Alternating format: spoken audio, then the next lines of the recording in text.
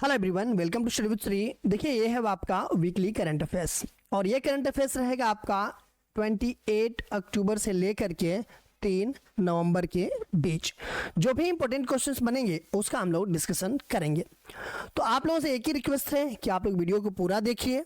जो लोग चैनल पे नए हैं वो चैनल को सब्सक्राइब कर बेल आइकन को प्रेस कर लें और अपने दोस्तों में अधिक से अधिक वीडियो को शेयर करें। तो स्टार्ट करते हैं। किस बैंक को हाल ही में भारत का सर्वश्रेष्ठ बैंक घोषित किया गया है?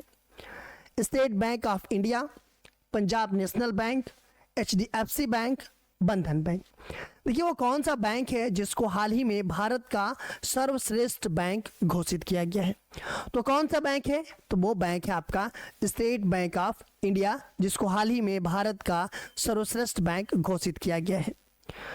अमेरिका की ग्लोबल फाइनेंस पत्रिका ने भारतीय स्टेट बैंक SBI को 2024 के लिए भारत का सर्वश्रेष्ठ बैंक घोषित किया है। 31वें वार्षिक सर्वश्रेष्ठ बैंक पुरस्कार समारोह में ग्लोबल फाइनेंस ने 2024 के लिए SBI को भारत के सर्वश्रेष्ठ बैंक के रूप में मान्यता दी है। देखिए, जो SBI के चेयरमैन हैं CS सेट्टी, इनके द्वारा जो है कि यह पुरस्कार ग्रहण किया गया है। बरदा वन्य जीव अभ्यारण्य का उद्घाटन किस राज्य में किया गया? असम, गुजरात, हिमाचल प्रदेश, हरियाणा। बरदा वन्य जीव अभ्यारण्य, इसका उद्घाटन किया गया अभी हाल ही में। वो किस राज्य में किया गया? तो ये किया गया गुजरात में। बी ऑप्शन सही है। गुजरात के वन्य जीव पर्यटन को बढ़ावा देने के उद्देश्य से बरदा वन्य जीव अभ्यारण्य और बरदा जंगल सफारी के पहले फेज का उद्घाटन 29 अक्टूबर को देवभूमि द्वारका के कपोडी चेक पोस्ट पर किया गया। बरदा वन्य जीव अभ्यारण्य एशियाई शेरों के लिए दूसरा आवास होगा। देखिए, पहले तो ये याद रखिएगा कि बरदा वन्य जीव अभ्यारण्य कहाँ पे है, क्योंकि एक न्यूज में है, तो ये गुजरात में है। ठीक है, क्योंकि हाल ही में इसका उद्घाटन किया गया है और ये जो है कि एशियाई शेरों के लिए दूसरा आवास है। ये भारत की पहली निजी सैन्य विमान फैक्ट्री का उद्घाटन किस राज्य में किया गया? उत्तर प्रदेश, तमिलनाडु, हिमाचल प्रदेश, गुजरात।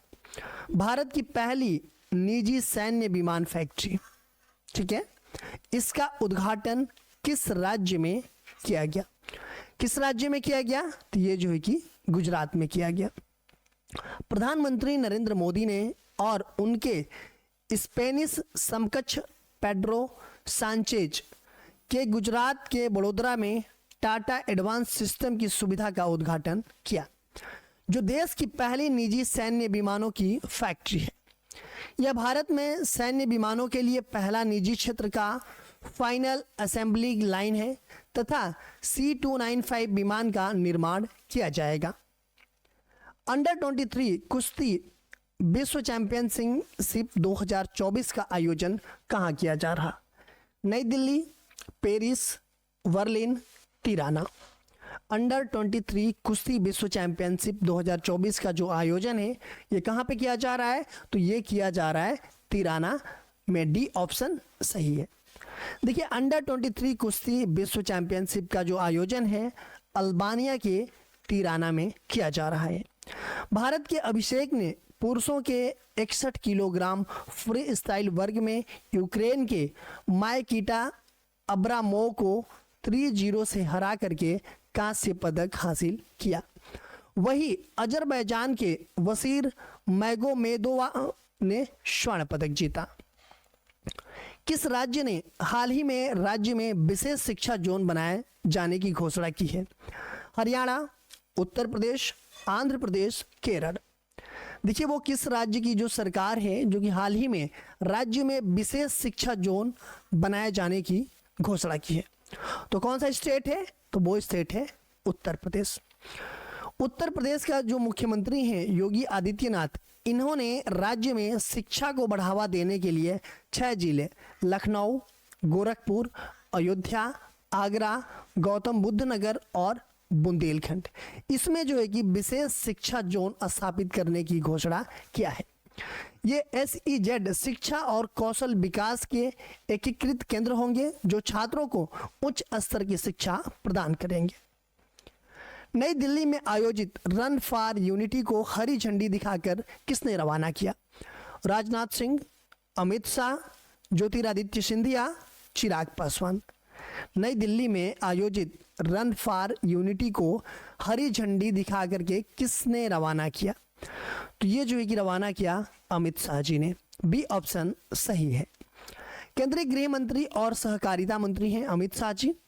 इन्होंने नई दिल्ली में आयोजित रन फॉर यूनिटी को हरी झंडी दिखाई और सरदार वल्लभ भाई पटेल की जयंती यानी कि 31 अक्टूबर के अवसर पर मनाए जाने वाले राष्ट्रीय एकता दिवस के हिस्से के रूप में रन फॉर यूनिटी का आयोजन किया गया था। किसे हाल ही में एयरपोर्ट अथॉरिटी ऑफ इंडिया का अध्यक्ष नियुक्त किया गया है? रमेश कुमार, विपिन कुमार, अनिरुद्ध सिन्हा, अजय कुमार आलोक। किसको एयरपोर्ट अथॉरिटी ऑफ इंडिया का अध्यक्ष नियुक्त किया गया है? तो ये किया गया है विपिन कुमार को। बी ऑप्शन सही है। हाल ही में बिहार कैडर के ये हैं और 1996 बैच के ये आईएएस ऑफिसर हैं विपिन कुमार। इनको एयरपोर्ट अथॉरिटी ऑफ इंडिया का नया अध्यक्ष नियुक्त किया गया है। वही शिक्षा मंत्रालय के अतिरिक्त सचिव के रूप में भी ये कार्य कर चुके हैं। वर्ल्ड जस्टिस प्रोजेक्ट के 2024 रूल ऑफ लॉ इंडेक्स में भारत का स्थान क्या है?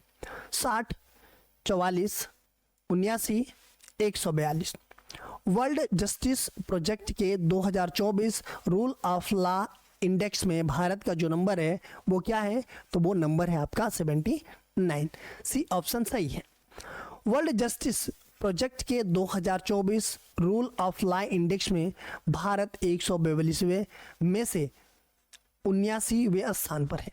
मतलब 142 देशों में ये जो है कि 79 स्थान पर है भारत। वही इस रैंकिंग में डेनमार्क, नॉर्वे, फिनलैंड, स्वीडन और जर्मनी जैसे देश टॉप में है।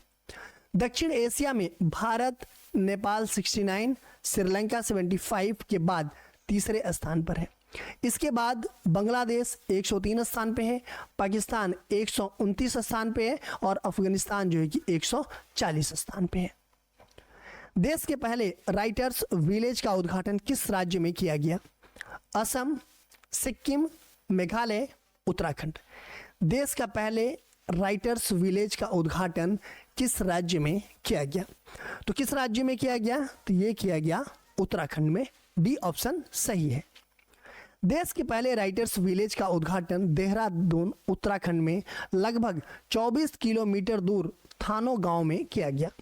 इसका उद्घाटन पूर्व राष्ट्रपति रामनाथ कोविंद, उत्तराखंड के राज्यपाल लेफ्टिनेंट जनरल गुरमीत सिंह और मुख्यमंत्री पुष्कर सिंह धामी ने संयुक्त रूप से किया। इस पहल की शुरुआत पूर्व मुख्यमंत्री रमेश पोखरियाल निशंक द्वारा किया गया था। भारतीय तटरक्षक बल द्वारा हाल ही में लॉन्च किए गए 2 स्वदेशी गश्ती जहाज़ों के नाम क्या हैं? अजय और अमृत, अदमय और अक्षर, आकाश और अनंत, अचल और अभिनव।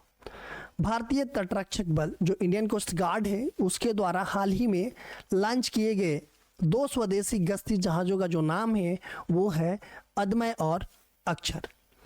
भारतीय तटरक्षक बल ने हाल ही में 2 स्वदेशी तेज गश्ती जहाज अदमय और अक्षर लॉन्च किए हैं। गोवा शिपयार्ड लिमिटेड द्वारा निर्मित ये जहाज 60% से अधिक स्वदेशी सामग्री के साथ बनाए गए हैं। इनका जो निर्माण है वो तटीय सुरक्षा और निगरानी के लिए किया गया है, जिसकी लंबाई 52 मीटर है और अधिकतम गति 27 समुद्री मील है। एक समुद्री मील बराबर कितना होता है? तो 1 नॉटिकल माइल्स बराबर होता है 1.852 किलोमीटर। देखिए नॉटिकल माइल बराबर होता है, ठीक है। अगर वही 1 मील बराबर मतलब 1 माइल बराबर होगा तो 1 माइल बराबर 1.609 किलोमीटर होता है, ठीक है। हाल ही में पंजाब नेशनल बैंक का एमडी व सीईओ किसे नियुक्त किया गया है? अशोक चंद्रा, अभय सिंह यादव, राजकुमार अवस्थी, अतुल कुमार गोयल। देखिए हाल ही में जो पंजाब नेशनल बैंक है उसका एमडी और सीईओ नियुक्त किया गया है। वो किसे नियुक्त किया गया है? तो वो किया गया है अशोक चंद्रा जी को नियुक्त। ए ऑप्शन सही है। हाल ही में भारत सरकार ने पंजाब नेशनल बैंक का एमडी और सीईओ अशोक चंद्रा को नियुक्त किया है।